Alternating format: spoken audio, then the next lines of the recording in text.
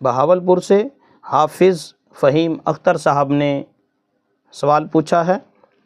لکھتے ہیں مفتی صاحب، میرا سوال یہ ہے کہ بعض اوقات ہمارے سامنے آیت سجدہ لکھی ہوتی ہے اور اس کی طرف دیکھ کر ہم سمجھ بھی جاتے ہیں کہ یہ آیت سجدہ ہے، کیا اس طرح آیت سجدہ کی طرف دیکھ کر سمجھنے سے سجدہ واجب ہو جاتا ہے یا نہیں؟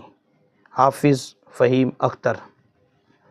جی میرے محترم بھائی، اگر آیت سجدہ کو زبان سے پڑھا نہیں ہے، دیکھنے کی وجہ سے ہم نے دل ہی دل میں اس کو پڑھ لیا اور سمجھ بھی گئے کہ یہ آیت سجدہ ہے، تو اس طرح دل ہی دل میں پڑھنے سے یا دیکھنے سے سجدہ واجب نہیں ہوتا۔ سجدے کے وجوب کے لیے ضروری ہے کہ ہم اپنی زبان سے خود پڑھیں یا کسی انسان کی زبان سے سنیں تو سجدہ واجب ہوگا، وگرنہ نہیں ہوگا۔